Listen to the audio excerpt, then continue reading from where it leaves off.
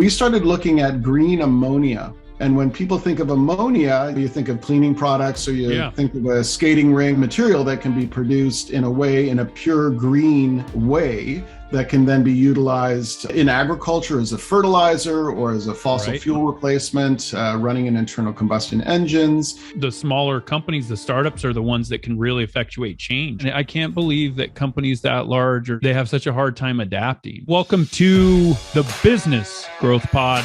I'm your host, Alan Draper. Excited to introduce you today to Ian Clifford. Ian is the founder and CEO at FuelPositive. FuelPositive is a growth stage company focused on licensing, partnership, and acquisition opportunities, building upon various technological achievements.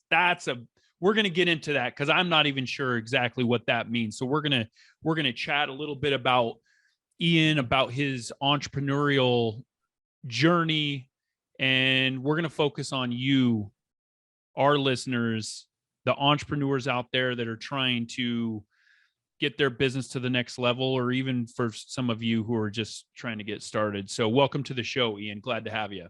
Oh, great to be here, Alan. Thanks. Let's talk a little bit about that introduction I gave you. Tell me a little bit about FuelPositive. I obviously have done some research and I understand a little bit about what you guys do, but for our listeners that have never heard of FuelPositive, tell us a little bit about it. Sure. So the genesis of FuelPositive happened about 18 months ago, coming out of an energy storage technology that we're commercializing. And we became really interested in replacements for fossil fuel. So understanding that, one of the biggest challenges on the planet is, how are we going to get away from our fossil fuel dependency? How are we going to transition easily? A lot of people have challenges with battery electric for obvious reasons. And is there a way of replacing fossil fuels that is practical, viable, and something that can be commercialized today? So we started looking at green ammonia. And when people think of ammonia, you think of cleaning products, or you think of a skating rink that has a weird smell, something like that. But in our research, we learned that ammonia is an incredibly versatile molecule, and there are ways of producing it that are absolutely carbon-free. So it is a material that can be produced in a pure green way that can then be utilized in agriculture as a fertilizer or as a fossil fuel replacement, running in internal combustion engines. It's a very, very great refrigerant.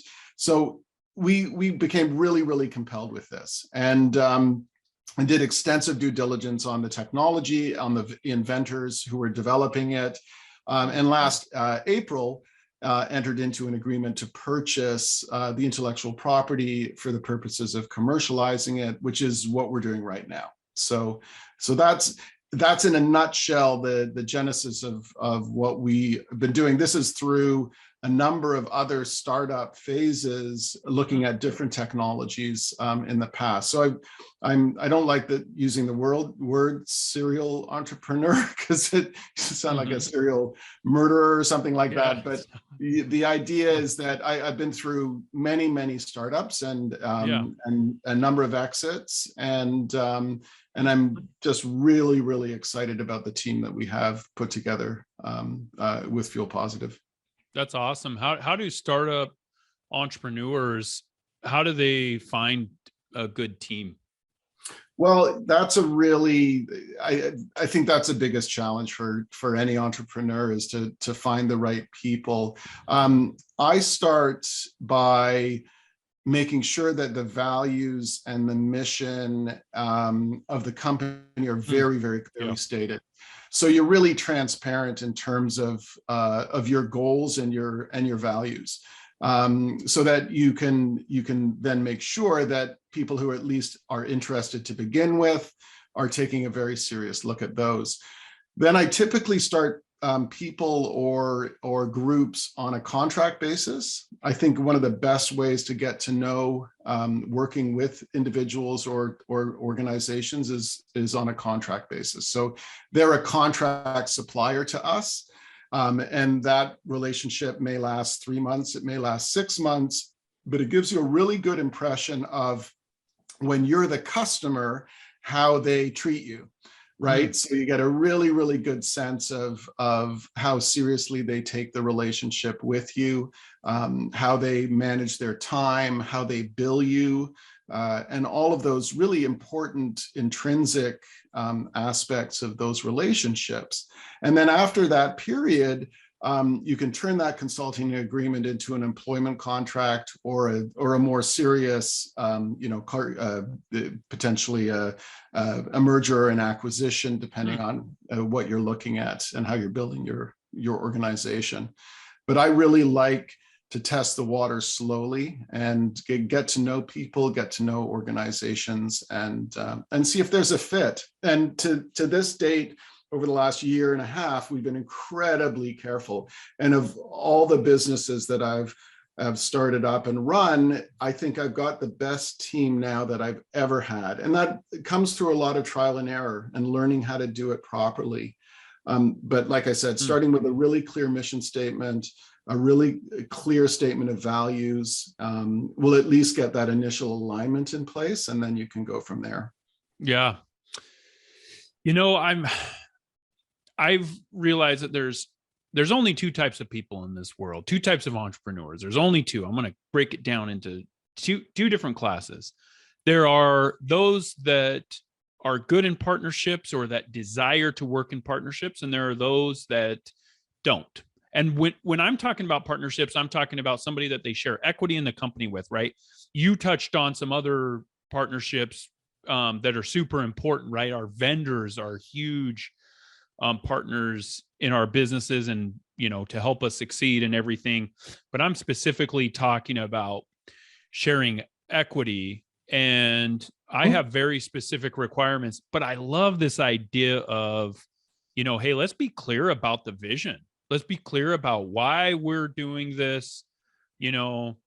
And I think the reason why is because if you get that down, you agree to that, the rest is just details, right? Yeah. If you guys are on the same page with, where you want to take the company, even if the direction changes, right? Because one of the best functions or features of a company is that it's malleable, right? You put your foot in the ground and you pivot around certain things.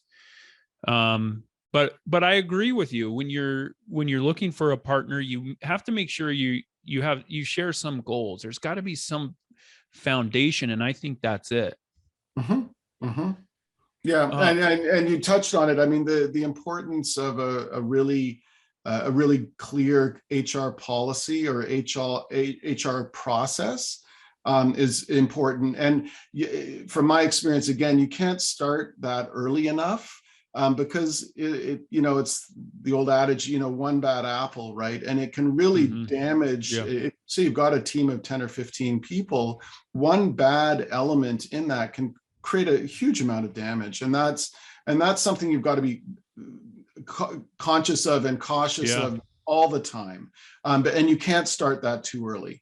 So, I mean, we have, now we're about 15 people, so we're a small company, but we've started, we've had HR type consulting in place pretty well from not from the get-go, because we were able to handle that on our own. But as soon as you start to grow, absolutely, that's an essential ingredient.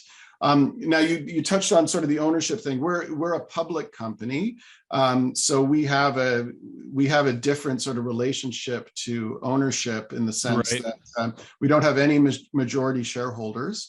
We have key management and board of directors, but nobody owns more than 10% of the company. So we've got a very, very even playing field to begin with. And so, I mean, we have some hierarchy in terms of titles and so on, but I'm very much a consensus building CEO. So, I mean, unless there's a sort of a life and death, issue that has to be dealt with immediately, I tend to work really hard towards building consensus across the team.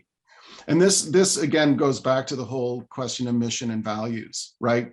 So if you've got the right people, everybody is sort of sharing that, Yeah. and everybody's voice is important and valuable. That's a good point. I recently hired a CFO for one of our companies, and we had a meeting just yesterday. And at the end of the meeting, he said, "Hey, thanks for living up to what you told me in the interview regarding letting me do what I needed to do." Yeah. Because he was used to being in these micro managing situations, and Right. where he was being micromanaged. Yeah. And I told him, look, this company already has one of me, and one is probably more than enough. Right. So why would I hire you and tell you what to do? That doesn't make any sense. But people do it, right? Sure. So I like this idea of consensus. And I think when you're looking for a partner, what's funny is that as human beings, we naturally we're inclined, and we kind of gravitate toward people that think like us, and that agree with the things that we agree with, and are aligned with different things. When I think it's actually important, especially for a company, to get offsetting points of view and beliefs, right? Mm-hmm. Oh, it is, absolutely. So I mean, you need to hire complex people, right? You need to hire people who have very complex thought processes and really evaluate and look at things from many, many different angles. And that's why, I mean, you see CEOs who are, or founders or whoever, who are so focused, so directed, they're not looking at anything other than the goal, and they're missing so much along the way. Right? There's so much opportunity. There's so many ways of reshaping your company, making it better all the time. I mean, that's the other thing too, is I always want my company to be better. And that's through people, that's through making really good decisions, following really, really interesting ideas. And having good process in place too is also very important, right? So you know when you're analyzing an opportunity that you're following a set of guidelines really that help you do that effectively. So again, time being our most valuable commodity, you want to make sure that you do things in a really efficient and effective way. And again, that all comes down to the people that you're working with. So I mean, I stress that all the time when I'm talking about the quality of our company is of course built around these shared goals, shared values, and shared vision. 100%, right? I think you want somebody, and I think this principle applies to different positions, definitely upper level management, or C-suite executives, or and partners, which we've been talking about in privately held companies. Mm-hmm. So it's kind of funny, right? Because we want to share these core values, or the mission statement, or the vision, or whatever you want to call it, of the company, right? The purpose.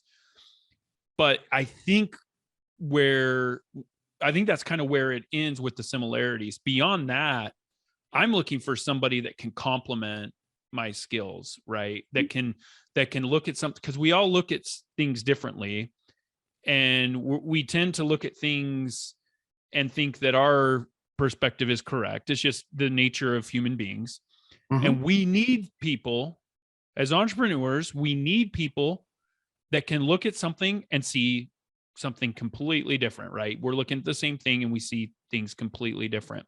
Now, you started a business that, I mean, you guys are out there on the creative front, right?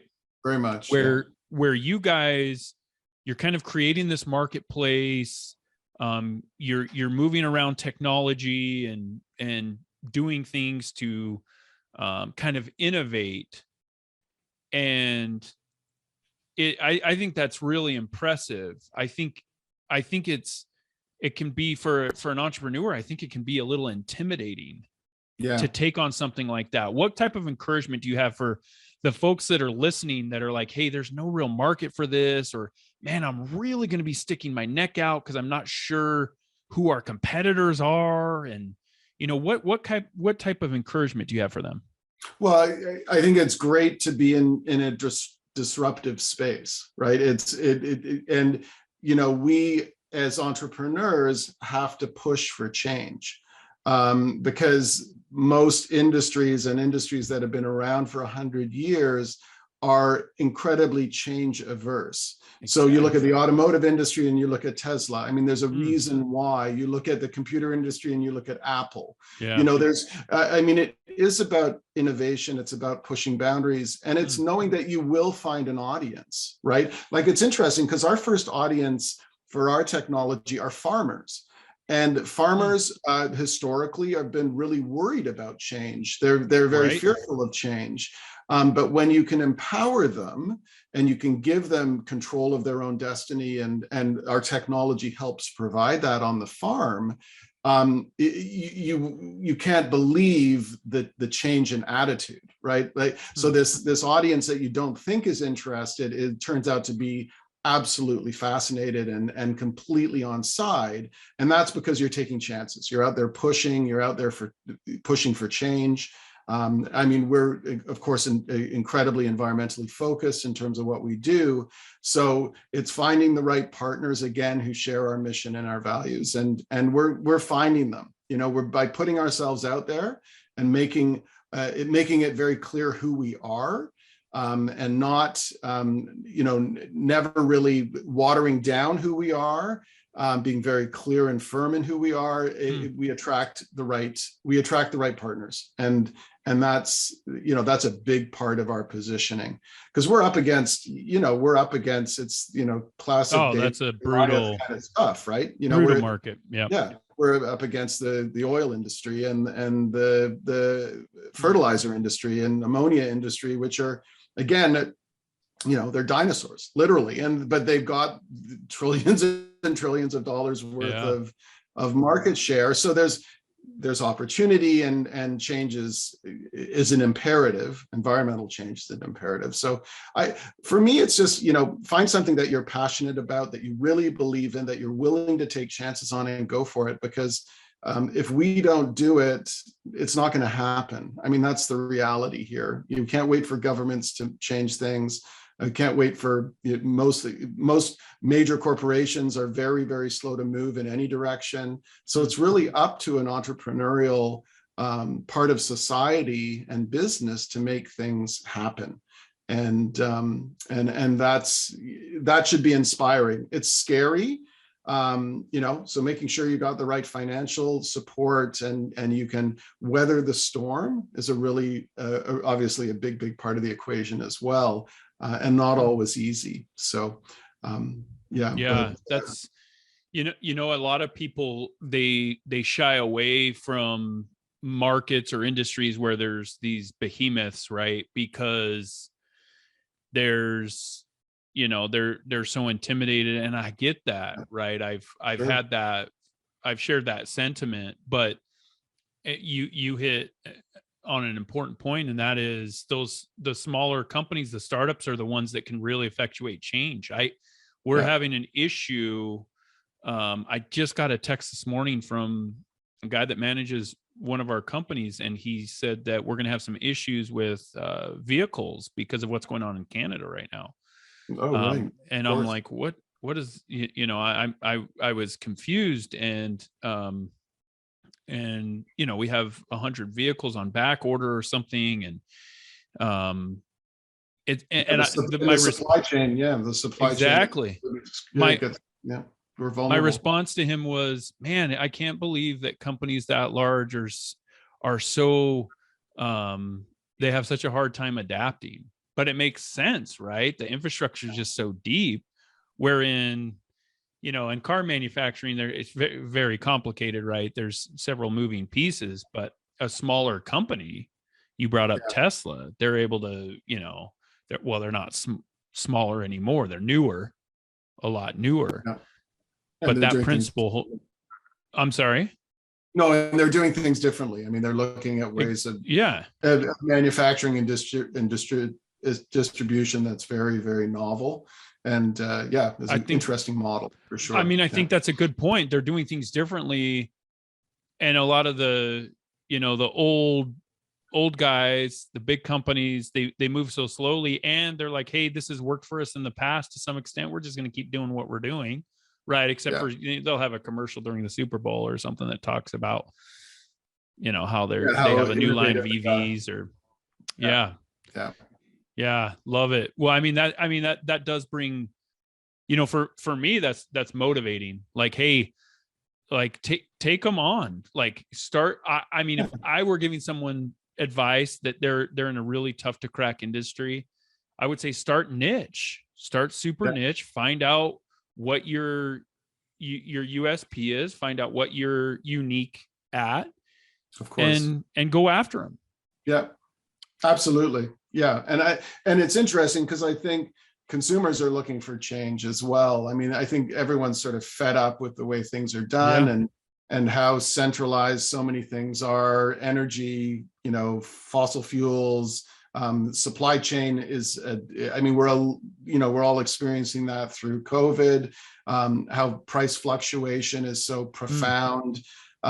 So our business is all about decentralizing. So, making, in the case of farmers, making them independent of the oil and gas industry, making them independent of the fertilizer industry, and giving them the equipment and the support that they need to produce their own fuel, to produce their own fertilizers, to produce their own refrigerants, all on farm, right? So this is, they need solar power, they need wind power, they need hydroelectric power, and they have a carbon-free source of fuel, fertilizer, and other aspects. So, and this is what's so.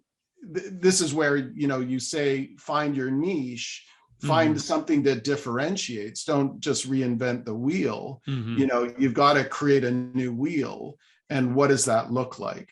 So the way we do it, we approach a huge industry and we say, how do we break this down into something that's totally different and something that the big organizations can't do because they can't move that fast. So we're saying we're taking our nimble entrepreneurial approach to this, and we're going to solve this problem fast, right? Because that's what we're good at.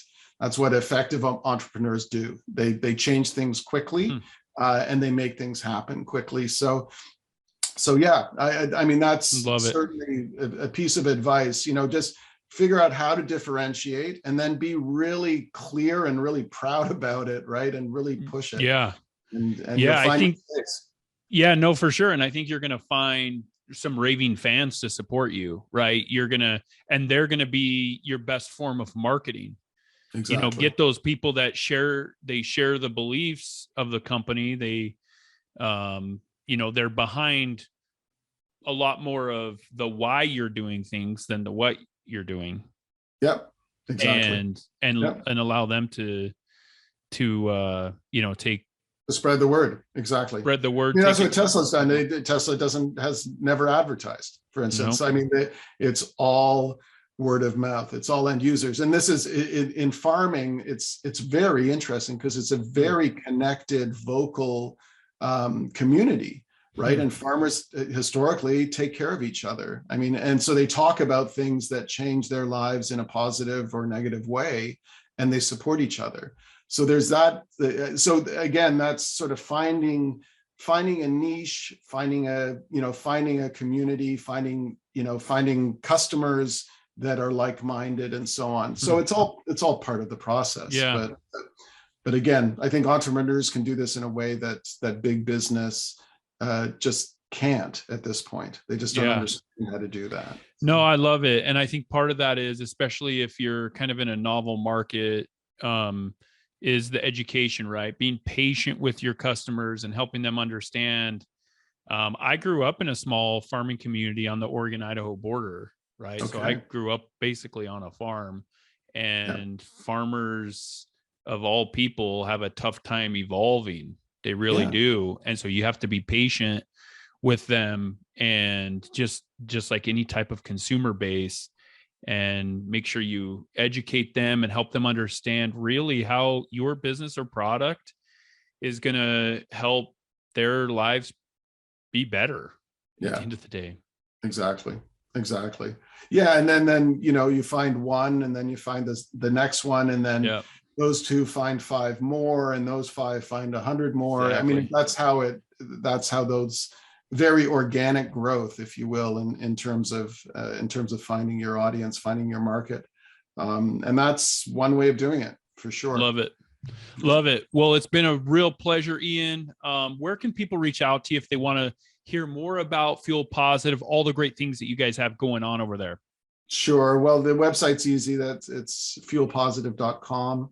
And my email's easy. It's Ian, that's IAN, at FuelPositive.com. And I'm happy to take inbound questions and help point people, based on my experience, in the right direction. If it's useful, great. If it's not, okay, that's fine too. Yeah. All right. Sounds good. Thanks so much for joining us today, Ian. Nothing but the best in the future for you. You too, Allan. Thank you. If you have enjoyed today's podcast, please leave us a rating. And for daily inspiration and business tips, follow Allan on Instagram. Until next time, remember, we build the future one entrepreneur at a time.